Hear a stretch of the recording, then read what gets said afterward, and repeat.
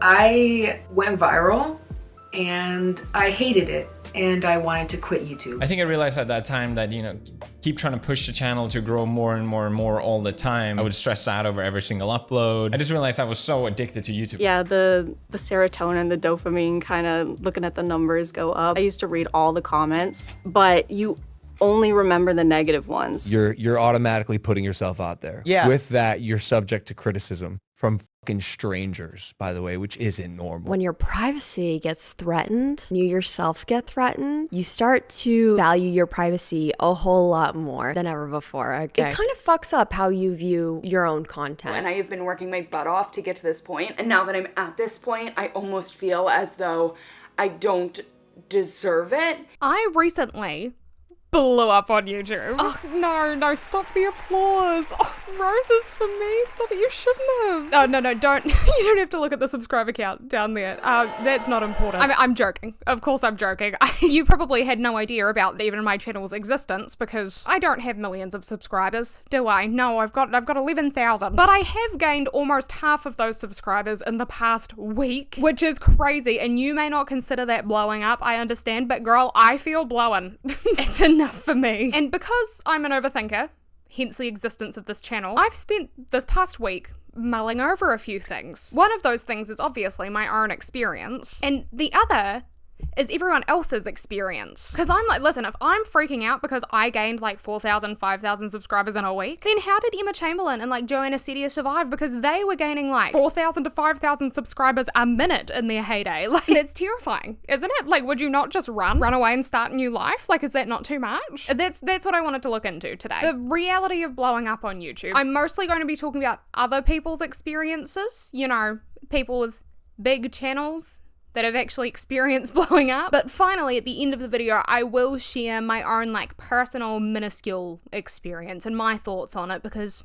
I am compelled to yap. I was born this way. I was also born speaking this way. I get so many questions about my accent, which is fine, by the way. Like, it really doesn't bother me. You can be curious and you can poke fun at it. But I am just going to say this now so that you don't have to spend the whole video wondering. I have a Kiwi accent. I'm from New Zealand. But it is weird.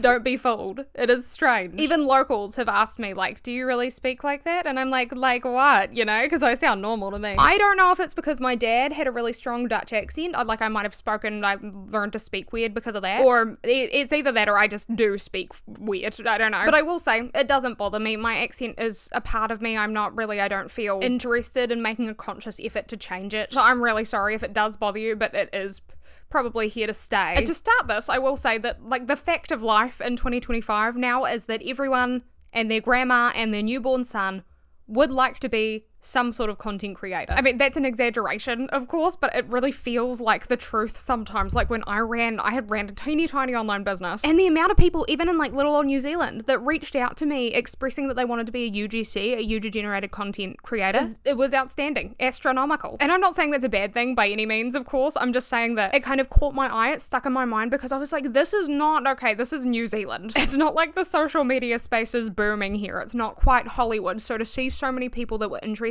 in following that path was just really like new to me, I guess. Looking into this further, I did find this article. It was on a website called Deseret News, and it read nearly 30% of children ages 8 to 12 want to become YouTubers per a survey from the Harris Poll, and almost half of teenagers ages 13 through 18 aspire to become social media influencers, Morning Consult reports. I think the Harris Poll one was based in the UK, and then the Morning Consult one focused on the US, was my understanding, but unfortunately I couldn't find any stats on like grandparents or newborn sons. That's pending, but I do hope these numbers still serve to like back up my initial claim. A lot of people, especially young people, want to be content creators, influencers of some kind. A lot of young people dream of finding fame and fortune online. And I mean, why wouldn't they? Social media is easily like the most accessible career of all time, other than like making a career out of forcefully shining people's shoes and then charging them for it, like at the beginning of that new Wonka movie, although thinking about it now, that actually could be kind of seen as an analogy for like influencer culture if you dig deep enough, I suppose. It's like, here, you've seen my content, now go buy the bag that I advertised to you, chop chop.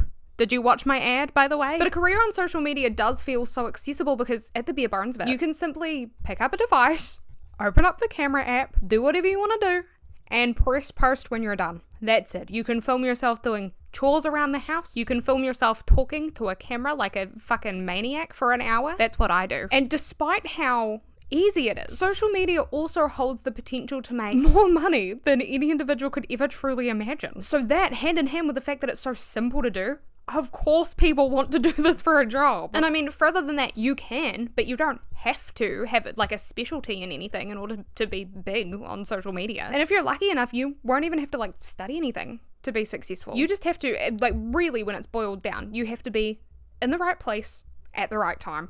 And you're sorted. And so that is what we, as the public, tend to see. This is true for like actors and singers in Hollywood, in the same way that it's true for people on social media. And I mean, even people that we know as celebrities today, like 5 Seconds of Summer and Chapel Roan, Justin Bieber, they were discovered from posting on YouTube. Like, Hollywood is so intertwined with YouTube now, it's weird. But the thing is, right, we see these people at the peak of their success. And that is typically the first time we see them. We're not introduced to these people when they're like spending hours researching and honing their skills, trying to develop strategies, you know. We don't see the years leading up to these people's big moments where they're literally posting content for nobody to see and being rewarded with nothing else than the fact that they've posted a video on the internet. I mean, using myself as my own example feels a bit vain, but I do like, I don't know, I have been uploading videos consistently on YouTube on like a variety of channels for like 7 years, I don't know. And what's crazy is that some of you know that because you've either been following me since then or you've like happened to stumble across my channel again all these years later, which is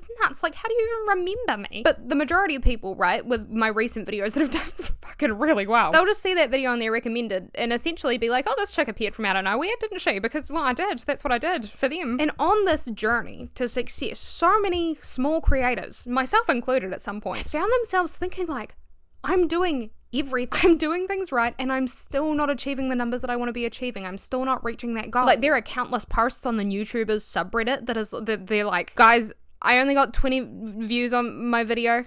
What do I do? And everyone's like, keep posting, you've only uploaded 2 videos, you know what I mean? But these people, they lament like, I'm doing my best and it's still not enough, and I get that. And then of course there are those YouTube videos, I'm sure, I don't know if everyone's seen them pop up, but some YouTube videos just get millions of views, demonstrating how to turn a new channel into a channel that gets millions of views. It's kind of funny when you put it that way. And I mean, like, I do get it. Obviously, I have been there.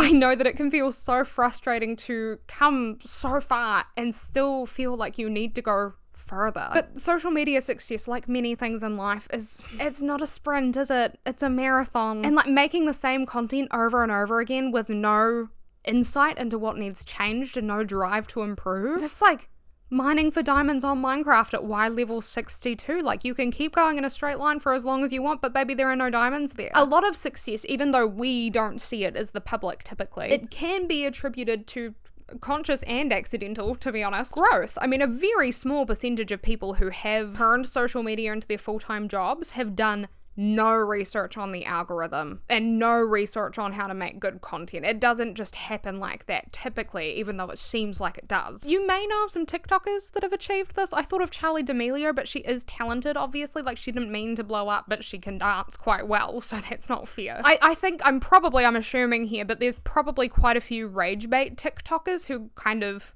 started growing on TikTok and then realized what they were doing and leaned into it to keep growing. Tapiachu, actually, I heard of Tapiachu recently. She could probably fall into that category of someone like a creator who doesn't really seem to care about their content that much, but still makes like full-time earnings off of it. Like, she has cultivated an audience of people who, in the nicest terms, are not big fans of her as a person, and she doesn't put effort into her content in particular. She just spends hours live streaming and she makes money. I don't know, maybe that counts. But the rest of us, unfortunately, we do have to put in a little bit of effort to get things to work. Or I guess we could all just settle for making like rage bait content and being disliked by the majority of the internet, but personally, it's not my ideal. So what I'm saying is that when it comes to content creators, even if what they portray to the public seems like silly or meaningless, or like it just like they poofed overnight and it just happened, I'd be willing to bet that a lot of work has actually gone into their platform and their public persona behind the scenes over the years. Although meme fame, actually, this is such a good example. Meme fame is very unpredictable. Meme folk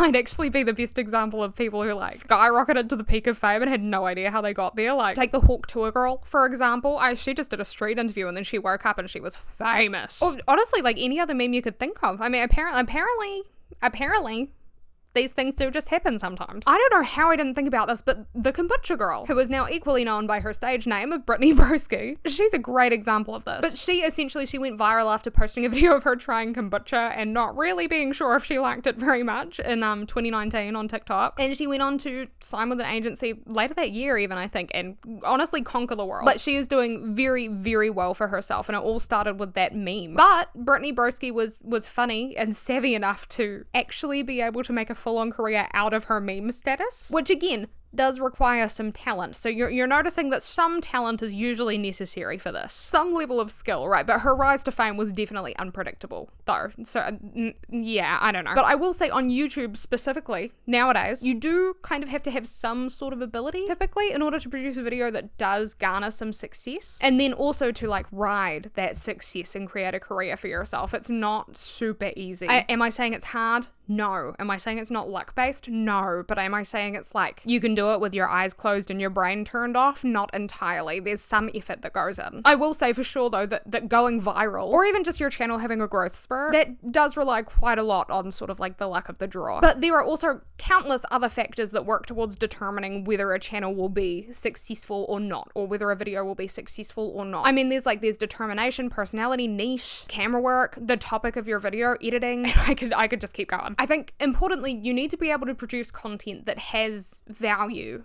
to an audience. Whether that value is found in like the words you say, the work that you do, that's more so up to you, but you're gonna have to provide something. It's crucial that there is value somewhere. Because if your channel doesn't provide value to the audience that your video attracts, you might hit that like one-hit wonder virality. And that is often the space that YouTube channels go to die. I mean, it's kind of like the same as we have been conditioned, like we expect that when Jennifer Coolidge is in a movie, she is going to play the exact same character as she did in her last movie, and that character is herself. So then like imagine I'm not saying she couldn't do this, but imagine she chose to take on the role of like Wonder Woman, right? We'd be like, oh God, what do we expect from this? Do we even want to watch it? People would be a little skeptical. I think that's fair as well. I'd love to see it, but I don't know if it'll work. And another example is if you think of the Baha Men, which you may not know who I'm talking about, but if I say who, you'll catch on. When you think of the Baha Men, you think of Who Let the Dogs Out, and you think of vicious rhythmic barking. So if those guys released a ballad, right, if they were like, wow, our song was really successful, let's produce a piano ballad, would as many people tune in to listen? Probably not. It's not really their thing, right? Because the public have decided they're doing this thing. The public liked that thing that they did. If they're gonna change the thing, oh, give us a warning. You know, like, we don't want to be there for that. I guess what I'm saying is like,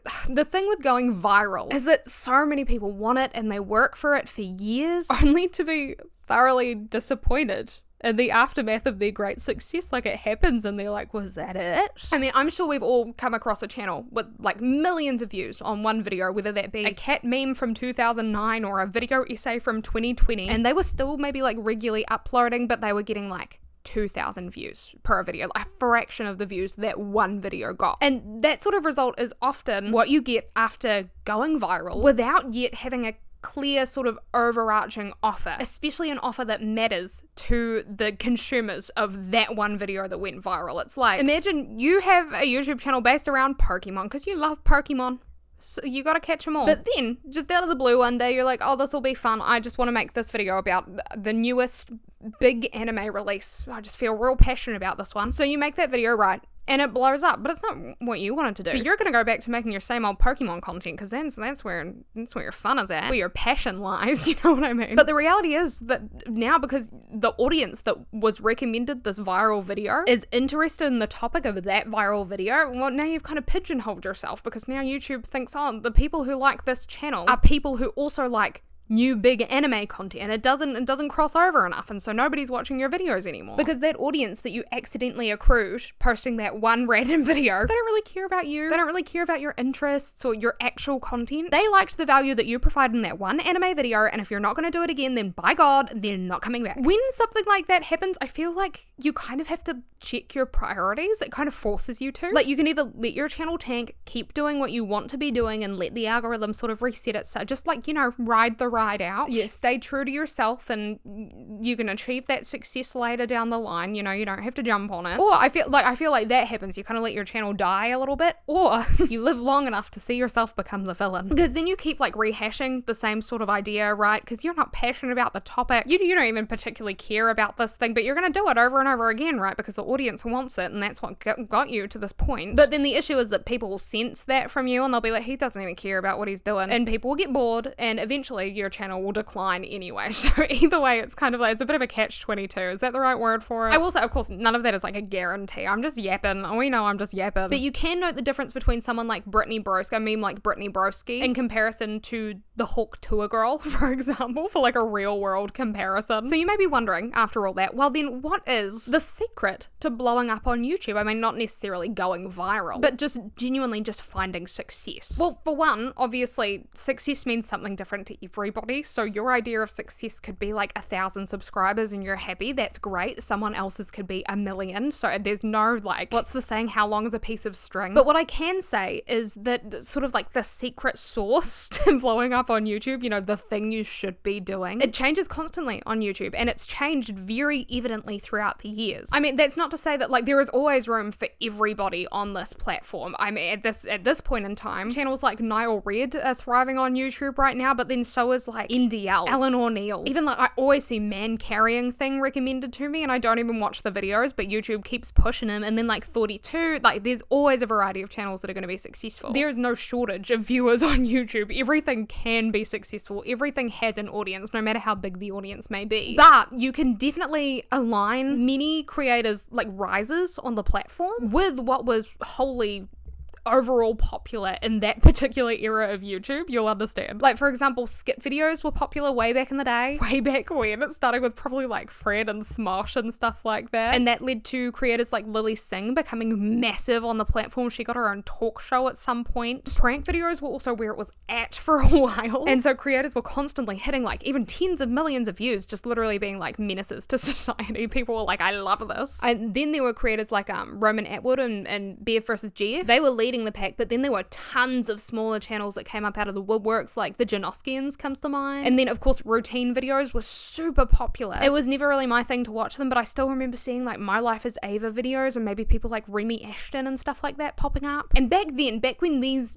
types of videos were like dominating the platform, I'd say maybe before like 2014 kind of times is the era that I'm talking about. I don't know though. Growth on YouTube was very different often to what we see it to be now and what we know it to be now. Of course, there was very much such a thing as like going viral back then. I'd argue that virality was more prevalent on the platform even, because there were one-off memes like Charlie Bit My Finger and Keyboard Cat and like on and on and on and on, so many one-off memes. You know, all the relics of YouTube past, that was their era. But then there were also creators who were like slowly rising up on the platform and accruing an audience. And they were becoming the first generation of full-time YouTubers. Some of them didn't even know it at the time. But obviously there was Smosh and PewDiePie and Fred, and then on another side of YouTube you'd be looking at like Zoella and the rest of the Brick Crew, Ray William Johnson, Charlie Is So Cool, like so many old school names. Those were some of the biggest channels on the platform at the time, and it showed. Because they were like the talk of the town. They actually had influence in the life of everyday people. It was like palpable, you know what I mean? Like YouTube culture was being carried into the real world at that point. It was weird. I mean, I was like 8, but you know what I mean? Like people would talk about it in school, and yeah. And most of those YouTubers had been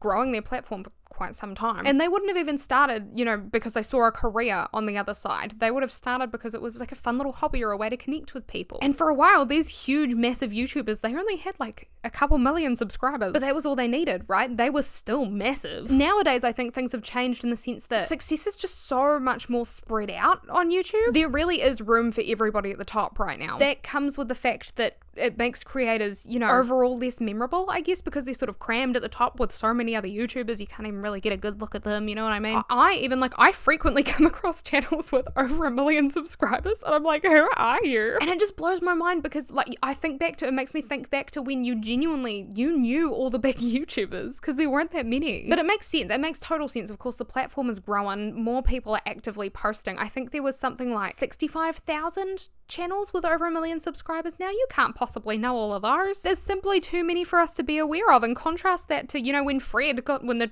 Fred channel got 1 million subscribers, he was the first one to have ever done that. Like, things have changed so much. purely because the platform has grown and time has passed. But it's just so interesting to think about how much it's evolved. Like, we've already had the first generation of YouTubers, and YouTube has only been around for like, what? Not even 2 decades, right? But by 2015, I think that the times had kind of changed on YouTube. That was when I noticed a newer generation appearing. I think maybe because it was seen more so as like a potential career. People who otherwise wouldn't necessarily be interested were suddenly interested. And so there were just so many more people hopping on this bandwagon. But around this time, I remember Storytime channels and videos in general being really popular. And this just happened, of course, to be the year that Tana Mojo skyrocketed to what some would consider to be fame and others would consider to be notoriety, I think. At the ripe old age of 17 years old, by the way. She was so little, I didn't even realize how little she was. But she would tell like raunchy stories involving toothbrushes. She even documented, like, she would talk about her experience having a stalker. Gabby Hanna, I recall, also made Storytime videos, although she already had an audience from Vine. But basically there were just a bunch of YouTubers making Storytime videos. It was the thing to do. And then I feel like, see, I never got into like any of these niches, but I remember makeup being like a huge thing at some point there. I was so not into this that there was a user, Ray Del Carmen, she graciously reminded me because I just didn't even think about it. But this like makeup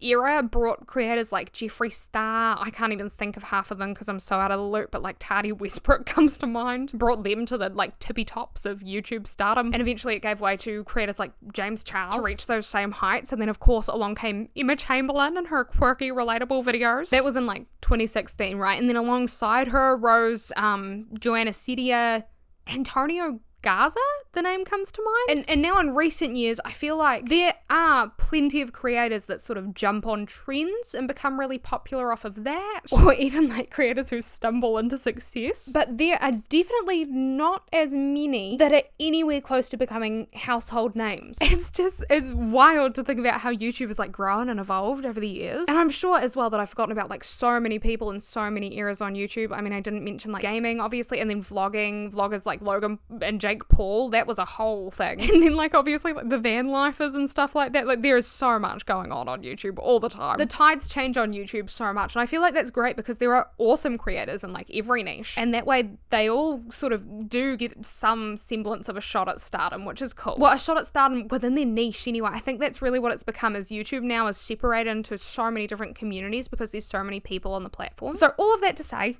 there was a fun little tangent, but essentially, while some creators nowadays do still achieve that radical growth on YouTube that I'd truly consider to be going viral. The sort of thing where it's like this channel has 100,000 subscribers, but their most recent video has 2 million views. I'd say that's so disproportionate that it's viral. I'd still say that more achieve growth that, while drastic, is still relatively proportional to their channel size. This is probably, I'd say, the level of virality that most creators should be like hoping for or expecting even. Like I watched a video made by a creator called Brad Cash the other day. It was titled The Bizarre World of Online Parenting Advice, I think. And he made a great video. The last I saw it was at like 84,000 views. And that is 80,000 more views than his previous video got. And at the time of Brad uploading this video that went on to get 84,000 views, Brad Cash had around 300 subscribers. So I definitely consider him getting 84,000 views on one video to be blowing up relative to his channel size, if that makes sense. But we don't know Brad, right? Maybe his dream is to get 1 million views on one video, and this 84,000 viewed video is like pittance to him. He's like, what a joke. I mean, I'm sure he's probably chuffed. I think anyone would be chuffed, but you know what I mean? I'm kind of just trying to segue into my point that the reality is that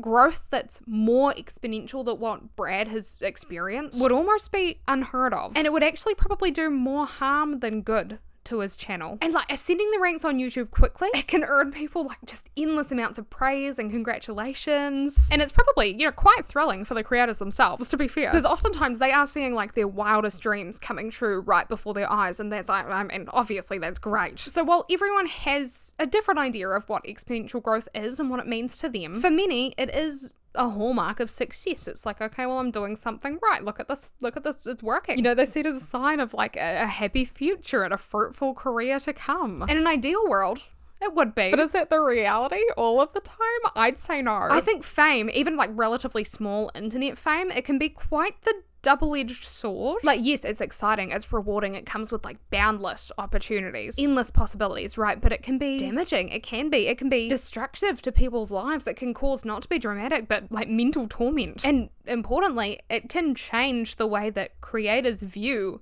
content creation. Because what once was like a fun and sort of personal hobby, you'd see it as, the more you grow, the more it begins to feel like a job with responsibilities and a lot of, you get negative feedback. It's not just fun anymore, and realistically, it's not just for you anymore. But that doesn't drag every channel down. Some channels do achieve a whopping amount of growth, and they go on to survive or even thrive. I would consider these channels to be examples of like blowing up in a good way. On the surface, anyway. Like, obviously, I don't know these creators. I don't know how they actually took their success. I don't know what their channel analytics looked like. But take, for example, there's this creator that Miss K made me aware of. His name is Keyan Carlile, and I've seen, hold on. So Keyan makes video essays about nostalgic Disney Channel shows, essentially. And he has 250,000 subscribers, 250,000 people that consistently want to show up and watch his videos. But he shoots above and beyond that number every single time he uploads. Like, he has nearly, I think I counted like 20 videos almost that have over 1 million views. And on his video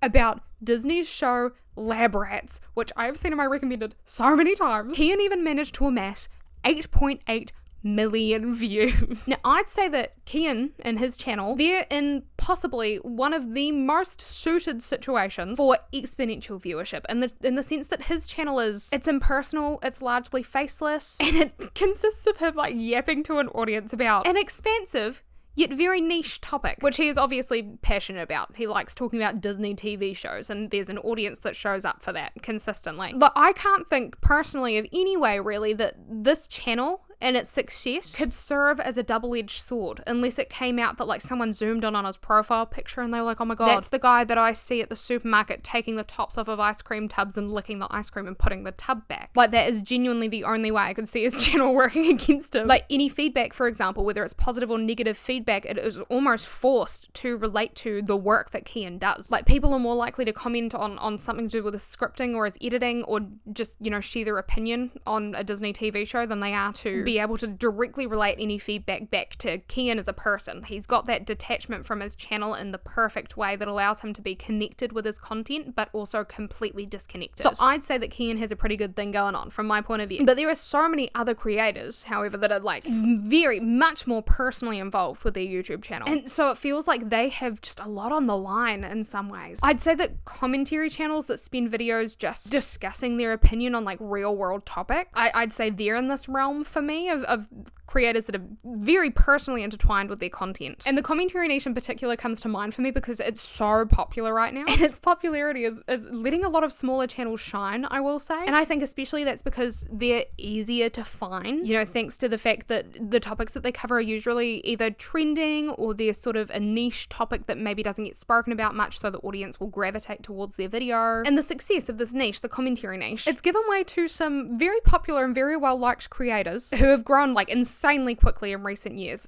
Chad and Funky Frogbait come to mind, and this was like insane to me because this channel was kind of a channel that came out of nowhere for me. It started getting recommended to me, and I was like, oh hello, who are you? Because by the time I was seeing their videos, they already had like millions of views on their videos. I was like, clearly I've been missing something. But no, the Funky Frogbait YouTube channel, it grew in 2023 alone from 17,000 subscribers to over 1 million. So no wonder it just appeared out of nowhere, because it did. That's insanity. Premium Jack brought to my attention another YouTuber as well called Riley Elena. She also makes commentary videos, and she has 10x'd her subscriber count in like 2 months. She's gone from, I think, like 300 subscribers they said that she was at when they subscribed to 30,000 now. And when you think about stuff like this, obviously Funky Frogbait is a little far out of reach for me. Like, I'm not sure I can put myself in their shoes super well, but I can put myself in Riley Elena's shoes a little better. And what I think when I see that is obviously how good for you, like how exciting, how awesome that you're getting recognition for what you're doing, but then also there's this fear in the back of my mind where it's like, as far as we know, right, Riley Elena started uploading to YouTube like 2 months ago. I don't know if she's had another channel before. To me, that means that like someone who is sort of like brand new to driving is now behind the wheel of a bus with 30,000 people in the back of it. And it's just, I feel like it's one of those things where if you don't have the time to say like make a misstep and correct it and learn from that already, you know, the little stuff like that you kind of, you know, maybe stumble along the way and then get back up. I don't know, it makes it feel like it's going to be a lot harder to deal with conflict if it ever arises, because now you've got to learn to navigate that rocky road ahead of you with 30,000 people in the back of your bus, and they're all watching you like, you better steer this bus straight, girl. Like, there's a lot of pressure there. But of course, there are so many channels like this, so many, whose videos are seen by like hundreds of thousands, even millions of people every single time they upload. If I mentioned every one of those channels in this video, we'd be here for a damn long time. I do want to say though, it was hard for me to find these channels. Like, I want to squeeze this in here. It was really difficult for me to research the growth of channels properly, because I wanted to focus on channels that grew really fast in like that period where they were growing fast. But SocialBlade now requires you to have a premium subscription on their website to look back at a creator's growth starting at like a year ago. And I was like, you know, I considered it. I was like, oh, okay, I'll get that for the month maybe. But at the cost of 261 New Zealand dollars a month, and with no free trial in sight, I ended up having to pass on that one. I can't believe that. The website view stats is much better nowadays, I will say. It looks very nice as well. Highly recommend if you want to stalk any particular YouTuber's growth. Still only goes back 3 years, but it was relatively helpful compared to SocialBlade especially. But still, one channel that I do remember sort of having a growth spurt, like growing quite quickly at one point in time, is Your Mom Ashley, the Your Mom Ashley channel. And in my experience watching Ashley's videos when they've been recommended to me, she comes off as like a very kind, very organized, very caring, very emotional sort of girl. And she showcases her life, her personal life, in sort of like a vlog format is what you'd expect from her channel. But she's not the only main character on her channel. She also stars her family loads. Like, most of her content involves her family in some way. And her partner, who is Kelly Wakasu, who has another YouTube channel, he does very well as well, but he features a lot too. So her viewers, Ashley's viewers, they have like a deep insight into Ashley's personal life. And in some ways, that can be lovely to have that connection with people. I mean, like, videos like Ashley makes, they can help provide sort of like camaraderie, company to people who are maybe feeling a bit lonely. And they can entertain people. They can, you know, serve as motivation for people who live kind of vicariously through her. And it allows her to share fashion advice and tips and tricks. It might even encourage, like, watching her videos might encourage her audience to connect with their families more often, because they see that dynamic in her videos. They might, like, you know, they might aspire to travel more in life or try more things in life because they see Ashley doing it. These are all great things. But in other ways, these things that can be so lovely can also be very damaging. I mean, so many people dream of one day going viral on social media. But as the saying goes, you should be careful what you wish for, because it might come true. Because for one, when it comes to, you know, going viral, being seen suddenly by so many people, there's a concern with safety that comes along with that. I mean, there's a concern with safety that comes along with uploading anything to the internet, let alone vlogs where you like put on display your personal life, possibly your routines, the neighborhood you live in, your house, the layout, and even like, you know, places you're traveling to. Not only can it kind of encourage parasocial relationships, it's also just a little like, you don't know who's seeing your videos. It's just like, you want to assume that obviously your audience all has good intentions, and the majority of them will. But we've all heard about celebrities or internet personalities who have been like targeted by stalkers because of their career choices, and like they've even had their houses broken into by these people. They've been attacked and killed sometimes by these fans. Even recently, I came across a relatively small TikTok account run by a single mother, and she sort of like vlogged, you know, days in her life and cleaning the house, stuff like that sort of content. And she shared the story that recently this creepy man had like traveled to her stage and found her house and made a real effort to meet her, like was seen on doorbell cameras at her door and then her neighbor's doors talking about her. She had to get a restraining order, right? Because it's fucking terrifying, and she's got a kid in the house. And obviously that man, people who do this, they're emotionally unstable, they're mentally unstable. You can't blame someone for being targeted by someone with that kind of obsession. Like, that's not your fault. But I share this because, like, sure, we've heard about celebrities, huge celebrities like John Lennon, Selena, more recently, you know, even like Taylor Swift being targeted by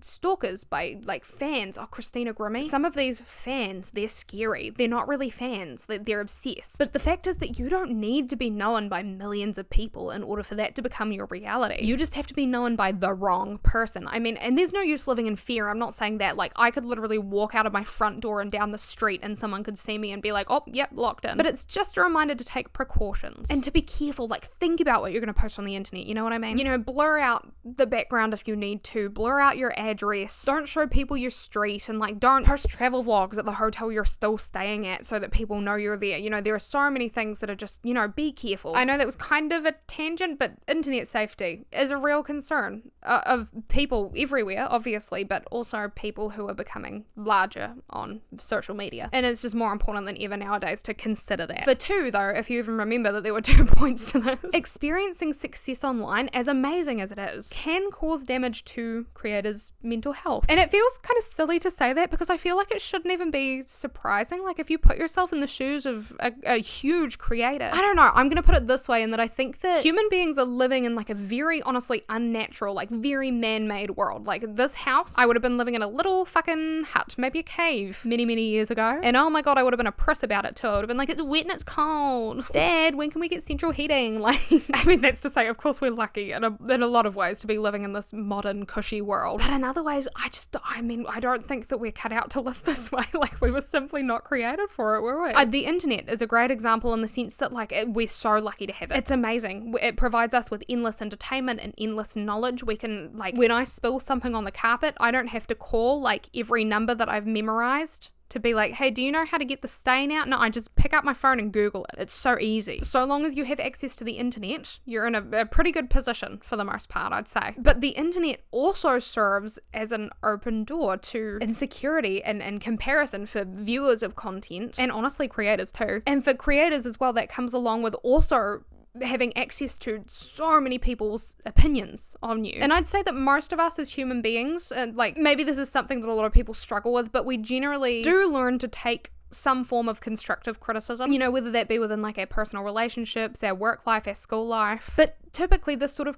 criticism, it's provided to us by people who know us and might even be close to us. So that's quite a small circle of people that can be like, you know, if you hand your work into one teacher, they're going to look at your work and they're going to give you some feedback. And that's between you and the teacher. But when you put yourself on the internet, suddenly everyone can have an opinion and even provide criticism, right, on every little thing that you share. And of course, creators know this by posting stuff online. It's not like the great unknown of the internet. No, in 2025, everyone knows if you post online, you're going to get some sort of feedback. And there are a lot of people online that hold a lot of different opinions, so you're never going to get all positive or all negative feedback. But no matter how prepared you may be for that, no matter how much you may know that in your head, it is still incredibly overwhelming to have that access to so many opinions about you. Like that's where it gets very unnatural. For example, on the topic of your mom Ashley, I found a Reddit thread. It was titled "Thoughts on Ashley's YouTube Career / Longevity," and this reads, I discovered Ashley in mid-2019 when she was a smaller account and really appreciated her wholesome suburban family life. I too have 2 siblings and I felt really connected to their sibling dynamic in a small town. I feel like most of her following has come from those wholesome family moments where we can understand Ashley as a person. She's mum-like and the eldest child, so she's expected to be more responsible. She has sisterly chit-chat. Keep in mind, she lost views when she moved out of her family home and just did day in the life vlogs because, I don't know, her content wasn't interesting. I didn't mind her fashion and lifestyle vlogs since her basic style was actually realistic to wear publicly, and I resonated with her homebody lifestyle. But I wasn't interested because there are so many others who do it better. They edit their videos better than her. People have mentioned this before about how Ashley's changed in New York City because she literally switched up so quick. It's all about her relationship and spending money with lots of sponsorships and unfiltered vlogs. Heck, her fashion taste sucks because the influencer style of crop tops and baggy pants isn't something you can wear at work or really anywhere outside of a city. I feel like she capitalizes on being conventionally pretty. Like her clothes sponsorships give the vibe of wear these and you'll be pretty like me. Her fake sustainability claims bother me so much. Honestly, her content is not great because we literally see the same clips on Kelly's videos and her editing is bland. It hurts since I've been such a consistent watcher of her college and fashion and lifestyle videos, but there's so many other creators that are genuinely kinder and more authentic, have better editing and lifestyle content, and have better fashion taste and don't flaunt their natural good looks. Honestly, I don't see Ashley's channel having that longevity with the rise of micro-influencers and shit posting on TikTok. I wish her the best of luck, but I'm just disappointed by this whole ordeal. And of course, I didn't highlight this post because it's not full of thoughts that are like perfectly valid and appropriate to share online, because I'm not saying even for a second that it's not okay to publicly discuss things that are publicly shared to an audience. That's fine. What I do want to draw attention to though when it comes to this subject that we're on is the way that criticism of Ashley's work, like her editing and her content, is sort of interspersed throughout the post amongst negative comments of Ashley's character, like who Ashley is as a person, and of course how her life has changed since moving. And what I find to be so intimidating about that is when you really think about it, It's actually not, right? Like their comments about Ashley's work and their comments about Ashley as a person are not on a different subject. They're the same subject because Ashley's life is her content. Ashley is her content. And that's terrifying. I spoke a little bit about this in my last video, the one about wife guys. And what we touched on was the importance of branding, and especially branding yourself right. Branding yourself in a way that's true to you. Because someone mentioned, I guess, when your personal life is too deeply connected to your content, the fact is that humans are not static. You, for one, cannot be a perfect person most of the time, all of the time, or even at all. And you also, like, nobody really completely stops growing or changing in life, especially at Ashley's young age. I mean, what, she's like 20 something? I think she was a teenager. Like, oh yeah, she was 100% a teenager, I think, when she started her channel. So of course she's changed, right? But then you tie, you know, your personal life and your content creation together too closely, and suddenly it's kind of like you have this dark cloud lingering over your head, because as you change and grow, you know in the back of your mind, right, that's going to affect your career. Your lifestyle changing is going to affect your career, and people are going to have opinions about you as a person and about every little thing you do, because that is what you're allowing them to watch. It's all about you, and that's really scary to me. Like Nicole Rafiee, who is a commentary slash kind of, she used to be a very sort of vloggy YouTuber, lifestyle-ish YouTuber. She's probably best known for her Chronically Online Girl Explains series nowadays. But she actually made a video about 2 years ago, maybe now, discussing this very thing, because she'd recently made this video which was about it girls quitting. She spoke about people like Emma Chamberlain and Best Dressed who had stopped focusing on creating content. And afterwards she realized that she herself, Nicole, actually had significant insight into the topic, because she was a lifestyle influencer that ceased to make lifestyle content. You know, she was exactly like these girls that she was talking about in a way. At the beginning of Nicole's YouTube career, she really focused on her personal life. It was about, you know, her college experience, where she lived, what she was wearing, what she was eating, her relationships with her friends and her family. Nicole's life was her content, and it was working well for her. Like, her channel was doing well, but she said that she chose to pivot her content into like the video essay commentary space. And that's a choice that she made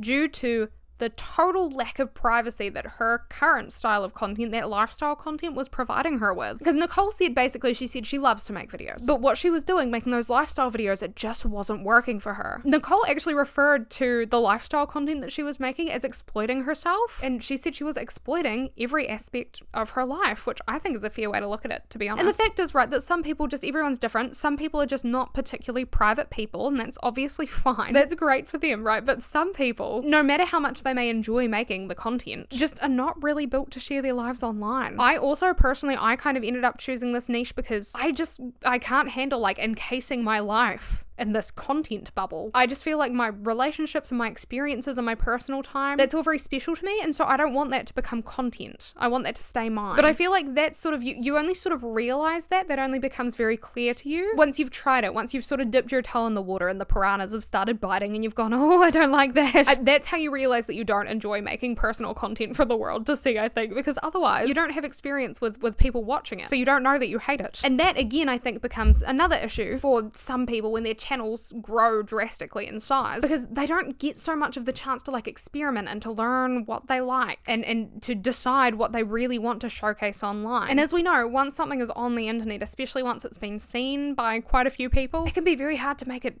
disappear. And of course it is normal for creators to grow and to change, and it's only natural that their content would evolve alongside them. But Nicole's insight into what it's really like to be a reasonably well-known lifestyle influencer was very interesting, and it added a lot to the topic, I think, of what it's really like to blow up on YouTube. But jumping back to Ashley, a creator like Ashley, who's been, you know, making videos for a reasonably large audience to watch for quite some time now, is probably better equipped to deal with feedback or criticism, because I'd be willing to guess that she sort of had time during her growth to set boundaries for herself and for her viewers, and also to accept that her private life is not really private anymore and come to terms with that and think, yeah, okay, that's fine with me. In other words, I think she's probably had time to go through some sort of adjustment period and to like settle into her unusual career. But when I imagine a smaller channel dealing with that same sort of thing, except they've like grown quicker, they've had maybe less time on the platform, they've never really dealt with that kind of thing before, that's stressful, man. I mean, small creators tend to have, in my experience anyway, a very like personal connection with their channels, and that's in the sense that they have the ability to literally sit down and read each and every comment that they get and put like a thoughtful response back to it. But just because you're close and personal with your viewers and with your channel, it doesn't mean that you're less likely to run into issues, I guess, with your public persona. And that can happen in two ways, I'd say. In one way, I think they're probably just not as likely to have adjusted to having eyes on them yet. So they might struggle to know how to phrase things, knowing that a wider audience might hear it, you know, because you've got to say things in a way that sort of resonates with a wider population, I guess, when you're talking to a wider population. Or they might even find it hard to sort of maintain boundaries with viewers just because like they haven't adapted to these things yet. And then in another way, I'd say they're actually even more open to receiving scrutiny from their viewers than the average YouTuber, the average sort of bigger YouTuber, someone with an established fan base, because not only are they closer to the audience, but also when your videos start blowing up and getting bigger, obviously they're getting pushed to a larger pool of people than usual, right? They're getting tested with a new audience, and that's how the videos are growing. So if your video normally gets 1,000 impressions, that means that 1,000 people have been recommended your video, and they're probably people that generally watch things that are close to the niche that you're in or the style of video you're making. But then when you get to the point where you're getting like upwards of 1 million impressions, now you're touching so many people, and not all of those people that the video has been recommended to are going to like you or your content, and definitely not all of them are going to have nice things to say about you or your content. And when you're a small YouTuber, you're so available to receive that feedback and that criticism, you know what I mean? Like, you don't have moderators in your comment section, you don't have a PR team to help you manage conflict, and when you're a small YouTuber, you don't really have experience managing those things either. So like, where do you turn to? It's all a learning curve. But then when you've got this audience suddenly watching you, I mean, you see where things maybe can get a little messy. Premium Jack, who I'm going to continue saying until my last breath, they should just make their own channel, because I would genuinely watch their videos. But they shared this anecdote with me about a channel called RachelsRhetoric that they watch. This channel, okay, her channel has grown substantially in the last few months. I think since November 2024 she's gained 25,000 subscribers, maybe. Loads of subscribers. And this is what Premium Jack had to say about their experience with RachelsRhetoric. They said Rachel makes very in-depth and extremely thought out videos about Amberlynn Reid, who is a lol cow, you may know her. And they say that she really maintains a focus on not believing anything without evidence, and they think that's because she's a philosophy grad. They said she's been making videos for a few months now on this one topic and has nearly 30k subs, which is partially just because of the demand for Amberlynn Reid content. I think what's really interesting about her though is that she recently made a video about Millie Bobby Brown reacting to the press about herself, titled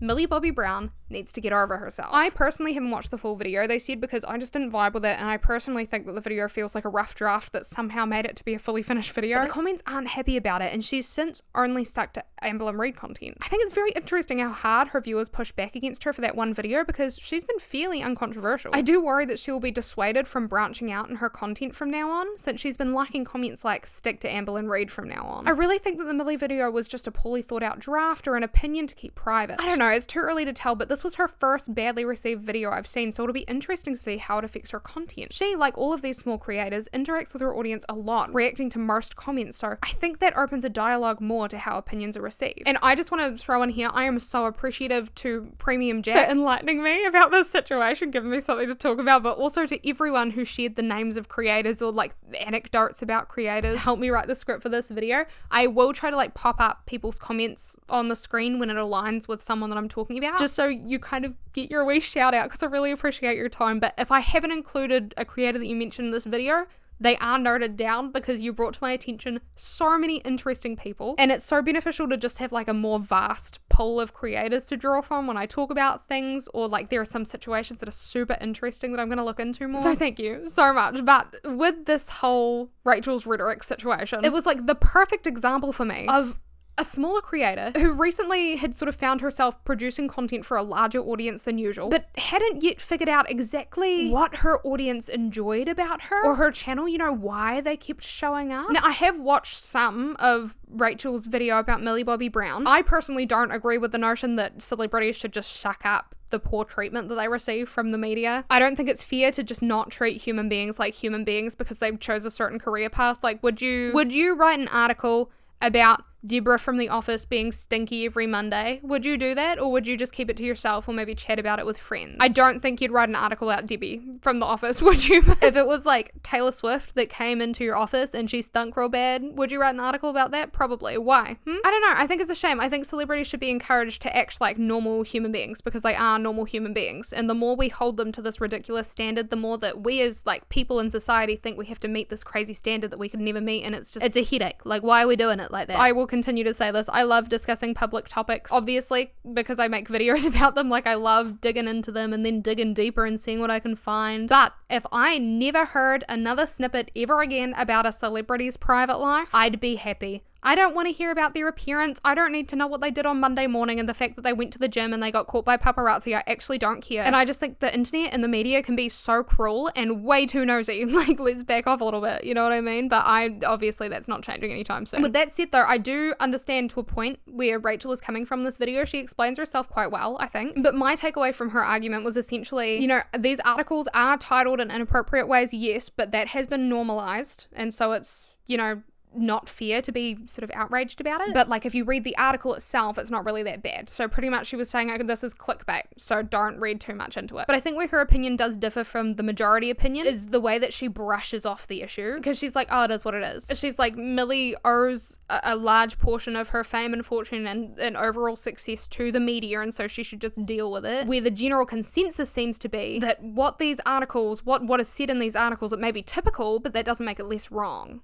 And it doesn't mean that Millie Bobby Brown doesn't have the right to be upset that the media is talking about her in that way. And I can't speak for them because I am not them, obviously. But I feel like a lot of celebrities would be willing to trade a little bit of their fame and fortune for slightly better treatment from the media. But that is all very off topic. I'm sorry. I did warn you that I yap. Back to what I was actually saying is, of course, I don't think that Rachel is an awful person. What I do think is that she kind of made a bad choice by expanding her content, but doing so in a way that didn't seem true to the brand that she'd been building online, right? So her audience was like, this doesn't align with you, and that was an immediate switch for them, and they were like, I don't like this. Because I can absolutely understand why she thought that the opinion that she held would be fine to post, but I'm sure she does understand why it was not so well received as well. And some people did agree with her opinion in the comments, by the way. Like, the world is not black and white. There's always going to be some grey. Some people are going to agree with some things, some people are going to agree with another thing, but there was an obvious lean towards the side of disagreement of Rachel's opinion rather than agreement, if that makes sense. But I feel like little slip-ups like that are actually good in the long term, because for one, it opens up discussions, and for two, well, kind of tied into that, it's just a great opportunity for growth as a creator, and even you know, for the creator as a person. But for a small YouTuber who, like Premium Jack said, a lot of them have typically a pretty intimate and positive sort of back and forth and open communication with their viewers. It's gotta suck. I mean, like, take these comments for example. People said, definitely unsubscribing, I'm not even a fan of Millie, but this take was atrocious. And someone else said, no, what were you thinking with that title? I literally clicked only thinking it's clickbait, but what the actual... I used to respect your views, but this is just so insensitive. And it's kind of like, if you get too comfortable, you kind of forget that you don't have much space to mess up in front of certain people. Like, you can say one wrong thing and they'll turn on you, and maybe you don't want that in your audience, but it is something that you're gonna face at some point. And it's kind of like, if you talk to a friend about something like this, right, they might hear your opinion, they might be like, girl, that is not it. But that's easier to deal with because that person that you're talking to, they're your friend. They know you. They know you're not a terrible person. They know you don't always have bad takes. They're not gonna like cut you off because of this one thing that they didn't agree with. And so you can like discuss your different viewpoints. If you're talking to a friend, the whole thing, this whole disagreement thing, it's a non-issue. But making videos is just what you're having is a very one-sided conversation. So say like if 100,000 people watch this video and they all disagree with my take on, say, like media being cruel, and they all share that, you know, they all make a comment about it, then it's a lot harder for the human brain to deal with, especially because after one comment, you might be like, okay, I get it, I understand where this opinion is coming from, and then you go on to read hundreds and hundreds more of those comments. Like, it kind of like grinds at your brain, and that's difficult to deal with, especially I feel like for a smaller creator who's getting maybe their first, you know, taste of success. But then, to be fair, it's sort of like the higher that you've risen, the worse your fall can be, you know? Sorry, my camera battery ran out of charge and I tried to film the rest of the video on my iPhone. I'm gonna save you the story, but don't do that. What a headache. I'm happy to be doing this again rather than dealing with that. Where was I at? Right here. Okay, so basically I've spoken about everything that I have in my tiny little brain about this subject, and so I wanted to see what actual YouTubers had to say, because I don't think I count as one quite yet. And what I sort of realized is that like most of us, we wouldn't really know for sure anyway how exactly creators are feeling, because most YouTubers do tend to keep reasonably quiet about their channel's, you know, growth spurts, which makes sense because of course they favor producing their typical content, the content that is allowing them to have these growth spurts, rather than just making a video that's like, guys, thanks so much, or like, guys, you're stressing me out. But despite this, some YouTubers have taken the time to be really open and honest with their audience. And they've sat down and they've offered some insight into their mental state and how their life has changed as a result of their growing popularity online. And these perspectives, they're often marked with gratitude, yes, but overwhelming positivity, no. And my first ever exposure to a YouTuber who had gone viral and hated it was Salem Tovar. In 2021, she released her video titled I Went Viral and I Hated It, in which she says, I went viral and I hated it. So essentially what happened is Salem disappeared for 4 months after making her video, How TikTok Makes You Feel Ugly, an analysis. Basically, okay, so Salem has body dysmorphia disorder, and she wanted to approach this topic of ugliness in social media through a research-based lens. So she sunk her time into writing the script and filming the video, and then she realized that her mental state was just not allowing her to cope with the subject. She even said like she put heavy makeup on herself in that video to sort of protect herself from backlash. She was terrified that people would compare her to the influencers that she was talking about in her video and be like, of course you'd say that, you're just jealous. And she was filming and she couldn't even bear to look at herself in the viewfinder of her camera, and that's when she knew something was wrong. She called her sister and her sister was like, you need to take a break. Still, she did upload this video though, and then she sort of abandoned her channel. But during this like much needed break that she was on, the universe, it turns out, was simultaneously like working in her favor and completely against her, because this video popped off. The exact video that had broken her and like given her this crushing insecurity that she had to work through now had gone viral. Her channel was normally like, her videos would get maybe 300,000 views. This one got 2 million. Over 2 million. And Salem said like her comments and her DMs, they were overwhelmingly positive, but positivity does tend to be overshadowed by negativity, especially when you're in like a lower mental state like Salem was. Obviously, I mean, she just couldn't handle any of it. She couldn't handle the topic of the video, she couldn't handle the virality, she couldn't handle like the public opinion. And Salem, mainly in sharing her story, she wanted to share this message, which I know isn't completely relevant, but I do want to put in just in case someone needs to hear it. My body does not define my worth. My beauty is the least interesting thing about me. And my outer appearance does not take away from my inner value. For anyone who is watching this video, who feels like they're on their last string, that social media has been ruining how they perceive themselves or others around you, I want you to take this as a sign to take a break. Take a break from social media. But on the topic of this video, my video, Salem did mention something she shared. So my life was then shifting from me always being in an anxious state to just flat out feeling completely pressured to do something that I used to genuinely enjoy doing, but no longer enjoy because of the pressure. And that is something that I think any growing YouTuber does sort of have to adjust to. I mean, going viral or gaining a bigger following in general, it can turn a fun hobby into a job in a heartbeat. And that is a very strange thing to accept, because suddenly making videos isn't largely something that you're doing for yourself anymore. Suddenly making videos is something you're doing for an audience, essentially for like judge and jury. And don't get me wrong, like being able to share something that is really near and dear to your heart with a large group of people, that's a special thing for a lot of creators. But it's equally difficult. Like suddenly you find yourself considering, you know, will my viewers like this? Will this video make me the money that I need it to make me this month? Is the brand that's sponsoring this video happy with the content that I'm putting out? You start to wonder, you know, can I share this? Can I film myself out on the street? Can I do this or that without it being a headache? Everything is a thought process, and there's so much more communication involved, and it's not just about the creation, it's about everything that hides in the shadows. I would say family vlogging is an obvious example of this, but I don't know if it's really obvious. I'll explain. In my mind, family vlogging without the public seeing it, well, you're just making family videos, right? And there's nothing wrong with making family videos, obviously. Family videos are memories for the parents, the children, and, you know, maybe friends and family to look back on. It's harmless. Videos like that are well-intentioned, they're sentimental, they have a purpose, absolutely, within the family. And so I feel like, you know, when parents are posting videos of their children on TikTok or uploading to YouTube to like 10 viewers, that's kind of their thought processes. You know, it's not a big deal that my kid is on the internet. It's not a big deal that I just told my, you know, barely double digits amount of followers that my kid is struggling with potty training this week because, I mean, it's a cute family video. But then I think the issue comes in when you add, you know, views, money, followers, because suddenly then your family life, something that's meant to be, you know, yours, it's everyone's now. It's your job. You're not just, you know, you're not filming things for you and your close family to see. You're not maybe, you know, capturing a video here and there that's just embarrassing enough to be shown at like a 21st birthday party or a wedding. Suddenly you're capturing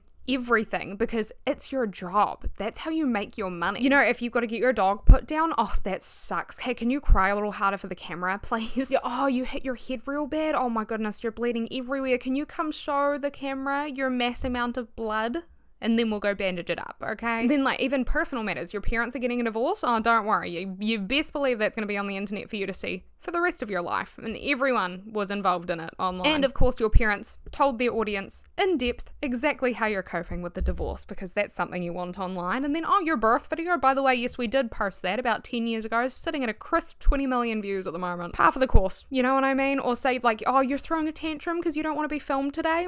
Guess what's ending up in the vlog, you know what I mean? Obviously that is like a very drastic example, and that's why I say it feels like a very obvious example. But in general, it's that pressure that drives people to constantly be making like bigger or better videos, and that's external and internal pressure. And I mean, even teeny tiny YouTubers, especially ones that have perfectionistic tendencies, of course they're going to feel internal pressure when they make content. But the bigger your channel gets, the more you can expect, one, your internal pressure, because now you want to make more money, you want to get more views, like that's going to mount and mount and mount. And then two, of course, the external pressure, you have all these viewers in your head constantly. I don't know, it just starts to weigh you down. I think it starts to change you if you're not careful. So you've got to kind of like, you have to get a hold on that when you start growing online. You have to sort of rebalance your entire perspective on, you know, what was once your fun little hobby. Chad actually mentioned in her interview with the iconic Anthony Padilla. You can get in your head. I used to do the whole like uploading and then immediately as soon as you can, you check the ranking. You're like, oh, this is a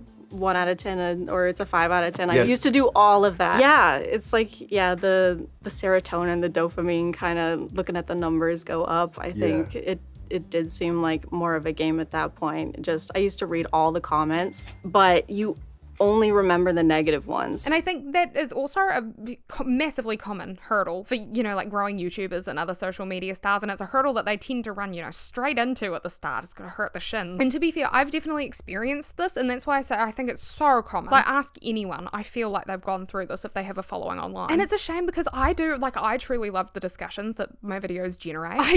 I love to hear other people's perspectives on life, other people's experiences that they've had. And I love to respond and be able to make it, you know, like a bit of a conversation. But I've realized that it's sort of inevitable as your channel grows that you're going to lose the ability to interact with your viewers in the way that you could when you were kind of like just getting your channel up off the ground. I think it's just like for the sake of your mental health and for the sake of your sanity, eventually you have to set a boundary. I think this really or it is even the whole, you know, human brains are not built to hear countless opinions on the meat sack that they're controlling. It's very unusual because, and I say this in like the most grateful way possible, I am so appreciative of the lovely viewers of my videos that choose to take the time out of their day to leave thoughtful, level-headed, even complimentary comments. I think that's lovely, and it's so nice to see like open-minded discussions being able to take place. It just like it restores your faith in humanity a little bit to see people interacting in that sort of way. But with all that said, I am starting to have a fear response when if I accidentally see a comment or I like consciously go into the comment section, my brain's like, run, bitch, and like kicks off fight or flight. And I genuinely think that every comment, positive or negative, contributes to that response because it's just too much. Like, it's overwhelming to think that many people are talking about something that I made. Like, that discussion is based essentially in my mind around me, right? Because I made this video that people are now talking about. I think the biggest thing I've learned over my years on YouTube is to take every single comment with a grain of salt, whether that be positive or negative. And in that regard, I have never, you know, truly encountered a comment that has hurt my feelings or that has catapulted my ego through the roof because I just don't let it. Like, I have that detachment. But I am still struggling with the fact that so many people have an opinion on something that I'm doing, essentially. And I've had years building up to this moment where I've been learning how to cope with that. And still, if I didn't truly enjoy making videos, oh girl, I would have run for the hills by now. I've thought about it. I'm very scared. I think I'm quite private maybe. But I just shared my perspective because I feel like I heard so many creators had like anecdotes to share about this, and it's just easier for me to talk about it because obviously I am me, so I can just rattle on about my experience. Cathrin Manning, actually, who ran a very popular YouTube channel back in the day, which you may not have come across if you weren't interested in starting a channel, but obviously I was, so I saw her. She had a channel in which she basically shared like YouTube tips and tricks and advice, and she has also made some videos in which she's been really open and honest with her viewers about two things. One, how her mental health is affecting her content, which is interesting, and also how her content and her, you know, growing channel has affected her mental health. In terms of her mental health affecting her content, again, it's just one of those things where, say, you build your content around your brand, right? You have a brand, and that brand usually involves showing up consistently, enthusiastically, and positively. And that can be a difficult sort of expectation to meet when you're not feeling so well yourself, you know, just in your everyday normal life. And this is not a unique experience to YouTubers. I am sure that anyone who's worked a customer service, like customer facing job, has experienced the feeling of, you know, like plastering a smile on your face when someone walks up to the desk or whatever and being like, hi, how are you? I'm good, thank you, when you genuinely just want to die inside. And there's no editing out there in the real world. Like, you just got to put on a brave face and deal with it. And that's, oh God, it's not fun. But I just thought it was something to mention because it's relevant to creators. And then in terms of Cathrin's success and how that affected her mentally, she shared in a video titled The Reality of Growing Fast on YouTube that gaining, I think she said it was like around 50,000 subscribers in 3 months. On the surface, obviously, and genuinely, that was incredibly exciting. But behind the scenes, she said it did come with some challenges. Namely, I think it was the increase in pressure that we sort of spoke about already, both internal and external, that took the greatest toll on Cathrin. She said pretty much that she was determined to respond to each and every comment that she got on each and every video. It was kind of a promise that she'd made to her viewers and to herself, and she was holding herself to that standard. But it just ended up eventually being a bigger job than Cathrin could tackle every single day. Like, the sheer amount of comments, it was taking her hours and hours to respond to every one of them. And as we've spoken about, again, like being engrossed in other people's thoughts and opinions, genuinely engrossed because you want to engage with your viewers. And especially when those thoughts and opinions are so closely tied or related to you, it can really be detrimental to someone's psyche. A YouTuber who grows quickly, Cathrin mentioned, has to develop thick skin just as fast, because otherwise the comments that you see could genuinely corrupt your brain. If you're not prepared for what the internet has in store, then oh babe, buckle in, you know what I mean? I mean, and it goes both ways. If you're not prepared to, say, keep your ego in check, and then all of a sudden you wake up and everyone's telling you how much they love you and your content, how amazing and perfect you are, oh my goodness, you're gonna shoot into the stratosphere. And then if you're not prepared to brush off negative comments about yourself or your content, yourself being like, if nothing is off limits to some people, it'll be your personality, your appearance, anything, then you're gonna be weighed down by all those awful remarks. And I think the dangerous thing is that they can very easily, negative comments especially, they can very easily become a part of your self-talk, and you never ever want to let anything that anyone else says become part of your self-talk, because that's the kind of stuff that you believe. When you're telling yourself something over and over again, you start to believe that. So no matter what people are saying, you need to be telling yourself, you know, I'm a good person. It doesn't matter if my eyebrows are invisible.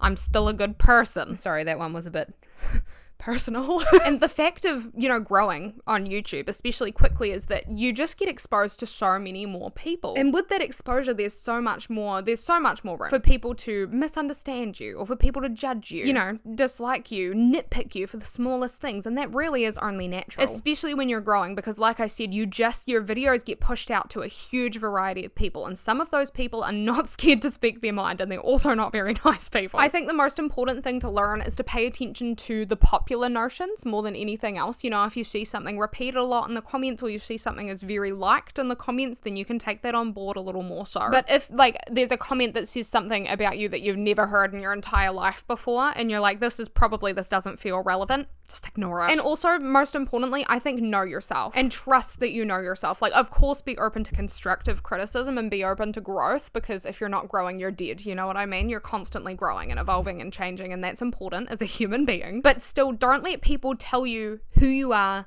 inside your heart, like at your core, right? Because you know that better than anyone else. Even if you've miscommunicated something, even if you've, misstepped, you still know who you are. So rather than thinking, oh my God, I'm this terrible person, like people are saying, how can I approach this differently? How can I show people who I really am and how I'm really feeling? I think that's very important, is to not let the comments override your mind. And I'm sure a lot of smaller growing creators do struggle with that. I just think it would be a real shame to change who you are in real life, like how you act around your friends and family and stuff like that based off what YouTube comments are telling you about your content. But in that sort of vein, I think imposter syndrome can be a huge issue for smaller creators who are rising in the ranks as well. Cathrin even mentioned this feeling of like, why me? Like, how do I prove that I've earned this and that I've worked for it? And how do I prove that I'm not a fraud? And it's funny to hear someone like her saying that, because as someone who has watched a few of her videos, it's never something that crossed my mind. Like, I never had a negative thought about her didn't cross my mind. I never was like, okay, but how does she know what she's talking about? And like, okay, but why does she deserve the amount of subscribers that she's getting? Like, it's just not something that people think about as much as you do. But again, as far as the average human brain goes, it's very strange to be just a normal person doing nothing particularly groundbreaking, especially just sitting in your house talking to a camera, and then all of a sudden you've got these people coming up and they're like, oh, you're doing amazing. You're like, am I?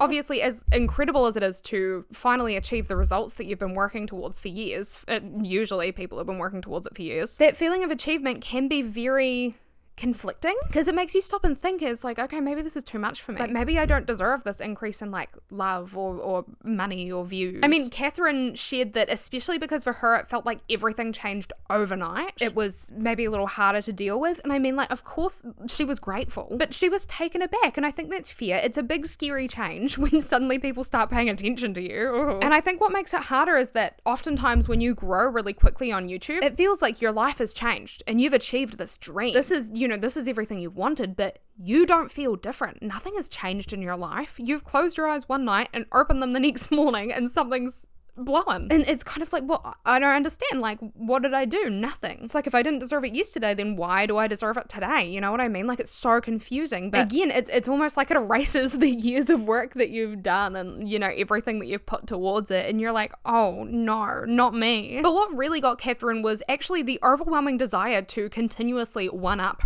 herself. She was always thinking bigger in terms of like quality and video performance. And it was to the point where, like we spoke about, her view on making content, it changed drastically. Because she wasn't making videos for herself a lot of the time. She was making videos based on how many views she thought it would get, or she was making them because she wanted more success. And that's not abnormal. I think a lot of smaller creators that rise can really risk losing themselves in the numbers game and the idea of, constantly shooting higher and higher because you think that's what you should be doing. But in reality, I do think that that's something that's really crucial to combat, because your audience, they haven't taken a liking to you because you're like a husk of a person who only cares about views and money. They've taken a liking to you, usually anyway, because of, the person you are, or the content that you are creating. So it's important that you don't like rip that out from under your viewers if you're trying to be successful online, because you're gonna do the opposite. Like, it's gonna have the opposite effect. And of course, there is just the fact that you don't want to lose yourself in this. It'd be awful. What's interesting though, when you think about it, is the fact that there are just so many ways that being successful on a platform can actually be exactly the thing that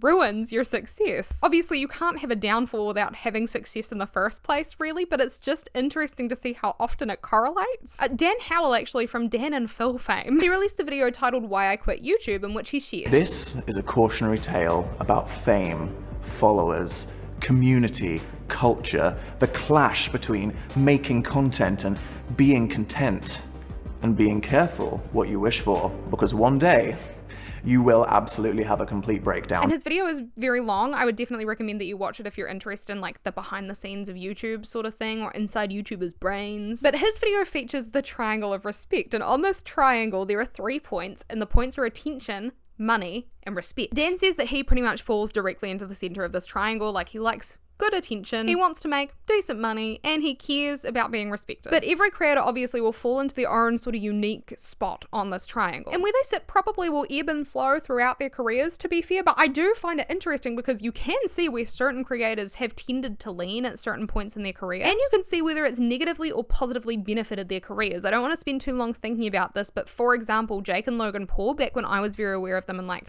2016, it's clear that they tended more strongly towards the attention and money side of the triangle. Like, they'd be all up in those points. And they didn't really give a hoot about respect. Like, they were all the way over. I mean, just as some examples, they would like push merch like it was their day job, because it was, to their like 12-year-old followers. And they shamelessly would act up in their vlogs, they'd act up around their neighborhood, they'd even act up if they were on the news. Like, if news stations came to talk to them, they'd do something whack because they wanted to get more people talking about them, and they didn't care if they were respected. They cared that they were getting looked at and getting paid for it. And their careers did suffer for that. Like, for some time they were very disliked by the general population. And then I couldn't really think of a good example just off the top of my head for this, but there's so many that don't obviously act like that. Tom Scott was one that sort of came to mind. I think he would lean very strongly towards the respect side of the triangle, and that's imperative for his career because obviously he makes these like well thought out, researched videos, so people have to trust what he's saying in order for him to be in work. But I do think that people in the public eye who naturally tend to lean towards the respect side of the triangle do fare better, like they benefit from it. And then, as conflicting as it sounds, there are some creators who actually veer very strongly away from the attention side of the triangle. Like, they tend to be very averse to attention. And this of course presents its own set of struggles, and oftentimes the careers of these creators, they don't survive, and that's by choice. I mean, every creator reacts to their videos blowing up differently. Some, you know, they continue trucking along as if nothing's happened. Like, there's signs. Think Emma Chamberlain, you know, she stayed the same sort of relatable girl next door character, but suddenly her backdrops were different. She was in big houses or on red carpets or traveling the world. Others, you know, revel in the popularity. Some become very egotistical. And on the other side of things, some become more reserved. And some even withdraw from their platform entirely. Like, something we've seen happen quite a lot in recent years is YouTubers quitting. They've just been dropping like flies. Like, some very graciously dipped away after, you know, enjoying their long-lasting careers and choosing to disappear, you know, in favor of leading a more normal life or having a more normal job. This category includes, I feel like, Jenna Marbles, MatPat recently, and Tom Scott as well. And of course, the lovely Joanna Sedia, who decided, no, I'm actually going to do something useful with myself, and she stopped making videos and went to uni. I hope she's doing very well. But some had like a less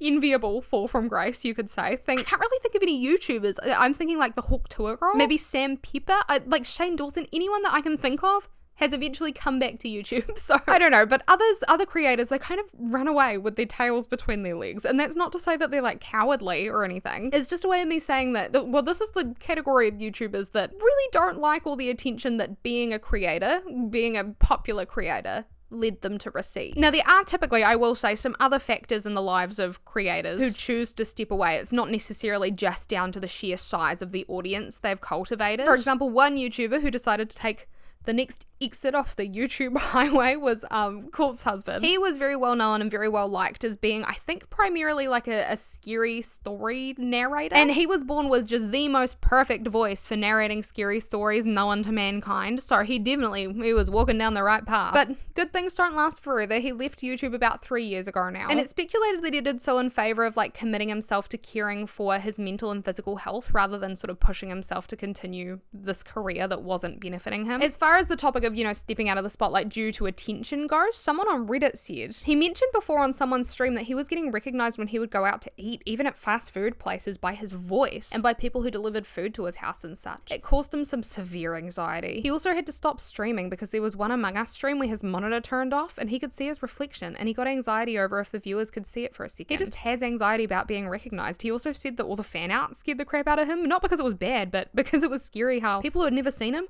were drawing accurate pictures of him, and they were posting them on Reddit and Twitter. Also, based on his song called Agoraphobic, which he released before the Among Us era, he has always had trouble with leaving the house. I just wish him all the best, and I support him when he releases music and does voice acting. And someone else said he valued his privacy. People were trying to dox him, so he abandoned everything. They say he's focusing on music, but it's kind of a stretch. He was just tired of all the BS. He sometimes plays with his friends, but he doesn't stream it. And this again is like, I don't know if I'm using the word right, but the catch-22 of content creation, because it can be such a great outlet. It can be so beneficial to a person's life and their well-being. well-being, it can also be such a trap, and it can be so damaging and so detrimental to a person's well-being in so many ways. In the end, it sounds like Corpse Husband definitely made the right choice to bow out of the YouTube scene, and he's still doing some cool stuff. He makes music now, like the Redditors said. He even has collaborated with Bring Me the Horizon, which I don't know if you ever had like an emo kid phase, but it's pretty cool. You'd know that it was pretty cool if you had an emo phase, so I just hope he's doing well. But Best Dressed, also known as Ashley, I think she's a classic example of like an esteemed YouTuber who decided that the path just was not for them. Ashley made great fashion content, and she could be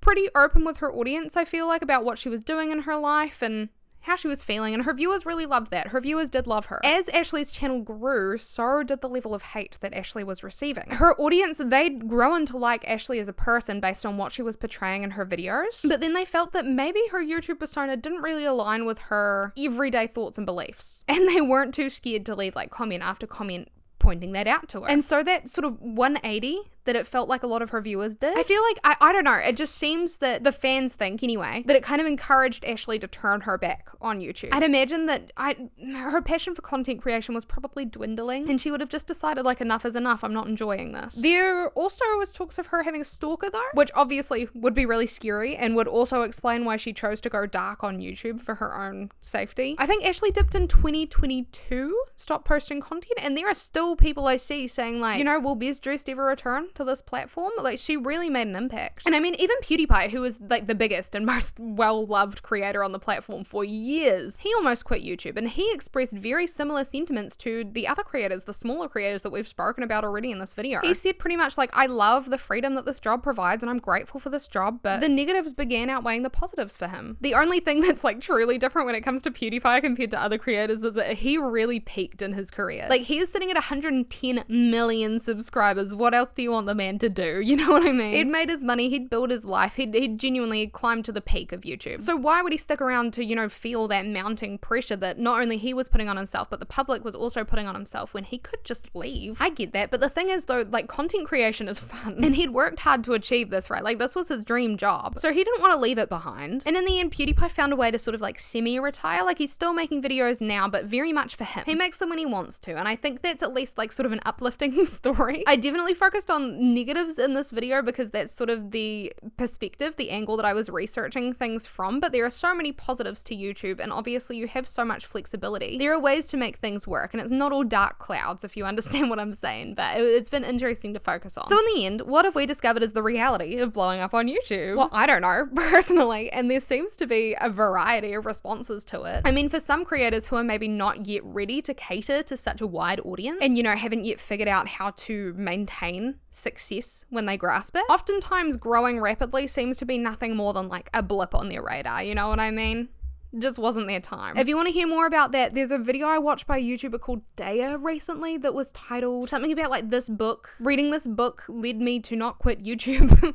I'm not very good with titles, but it was basically about dips, and it was very interesting. Even for people who aren't interested in content creation, it was an interesting thing for life. But it seems that even if a creator is able to sort of ride the wave of success, I mean, while YouTube is a dream job with endless opportunities, it has the ability to change your life and even sometimes the lives of people around you. I mean, it's still a job, and it's kind of like being a business owner rather than working an actual job. And what's scary is the business is yourself. Like, it's very raw. And I think for many creators, that shift in focus from, you know, making videos, just making videos, to making videos for an audience, and not only that, but a video that will like make me enough money to survive this month and will make the brand that's sponsoring me happy and blah blah blah, it's just not ideal. And when you factor in maybe like the loss of privacy and the detrimental effect it can have on some people's mental health, it makes sense why some people choose to step away, right? Otherwise, you know, some creators, they manage to adapt quickly to their newfound career and their newfound lifestyle, but that's not everyone. You know, some find that the pressure is just not for them, and they figure, you know, like, I'd rather paddle out of the shallow end than wait until I get sucked real deep in and then try to fight my way out. And all of these things, you know, all of these things that we've spoken about, all of them are perfectly reasonable,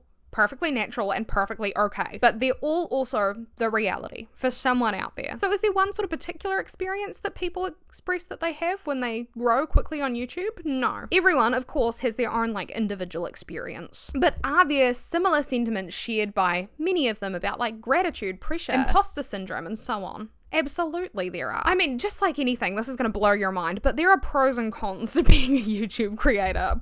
I know. And despite the way it may seem, I think this is one of the biggest things that you could take away from this is it's often better in life to sort of manage your expectations and just enjoy the journey. You know, let yourself take the scenic route. You don't have to speed to the finish line of success. It's not going to be satisfying when you get there, and you're also going to know, you're not going to know how the fuck you got there. Oh, but what has my experience been blowing up on a smaller scale? Oh my God, I'm so glad you asked. Let me tell you, it's been really scary. I mentioned this before, but I say I was like raised by my computer. I grew up on YouTube. I would watch like Toontown music videos, and that got me interested in editing, and that led me here. And you know, like, I love YouTube. I love making videos, writing the scripts. Editing is okay, even though it takes hours. Wish I could fast forward through that. But it's always been my dream to reach a level of success on YouTube where I can do some good with a platform, just where I have the potential to. And on a more like personal, you know, selfish level, I've always wanted to be able to stay home with my kids. My mum was a stay-at-home mum, and I really valued that. But I still wanted to have my own thing going on, and so like the idea that I could do YouTube, stay at home with my kids, and live a reasonably comfortable life, that's everything I could ever wish for. Especially because my upbringing was rough. I spoke about it a little bit in a video from ages ago, and I have no idea what I say in here, but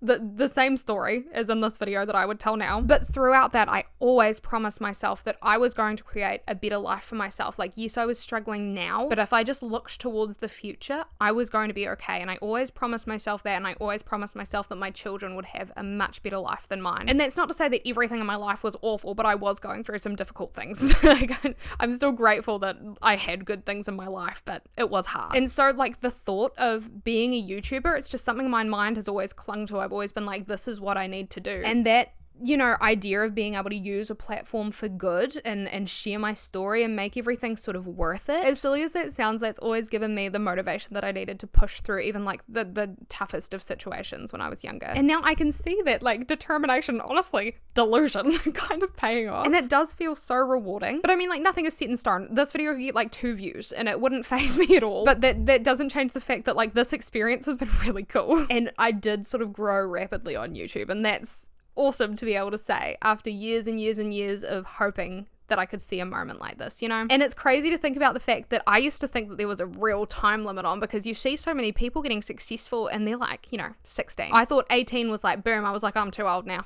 It's just not how it works. If there's one thing that I've learned during my time on this stupid planet, it's that no matter how much you think about something, or no matter how hard you work towards something, whether that be like healing yourself, whether that be achieving a goal you've set for yourself, you can't rush things. You have to let life happen, because that's how you learn. That's how you put into practice what you've learned, and that's how you start to see those minuscule signs of change. It's just from walking in the right direction and seeing the signs and stopping to smell the roses and letting life happen around you. That's when you start to see change. And what this has really done is give me a feeling of hope, I think, when it comes to the idea that maybe I can have a positive impact in some small way, especially on my community. I feel like maybe more than I even realized growing up, I just would be in a much, much worse place in my life, I think, considering everything that I'd gone through, if there weren't adults surrounding me that truly cared. And these people taught me sort of that, like, you know, not everyone has bad intentions. Not everyone has this negative, awful view on the world. And I hope that in some way, not every way, because I'm only human, I'm not going to be like the perfect poster child of like inspiration, but I hope that in some way I can find a way to use what I'm slightly good at to do the same, have that same sort of effect on someone, where they can look back on a hard time in their life and think at least someone cares. And am I going to achieve that by making videos about the psychic twins and about the wife guys of 2022? No, I'm not. Not really directly, no. But is this like a path or an experience in life that could sort of lead me to have the potential to do that in the future? Maybe. I hope so. I just have to follow the path. And so now I think what I'm learning is that my greater focus needs to shift from, you know, like, how do I establish a platform for myself, to more so,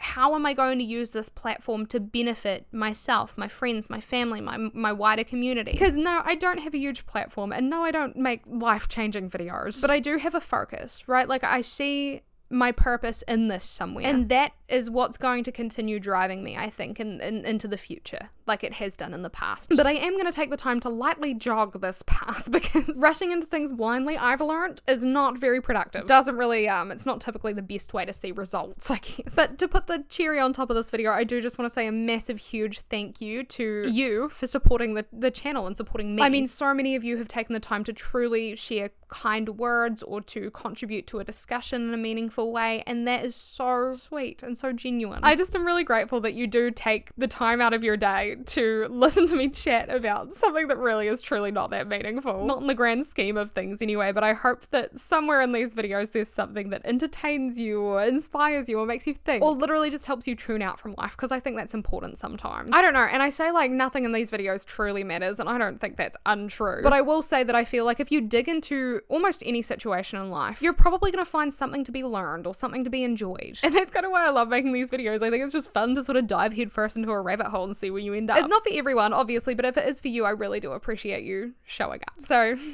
thank you. But now I've filmed this, I need to go edit it, so I do have to dip. I really do appreciate your time today, and I hope you have a lovely rest of your day. I hope you're doing well. Oh, the sun is setting on me, that's quite sad. I guess that's my cue. I'm gonna leave now. Thank you for watching. Bye. Bye. You talk too much.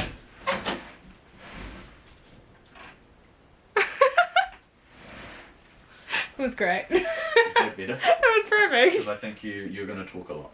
I do talk a lot.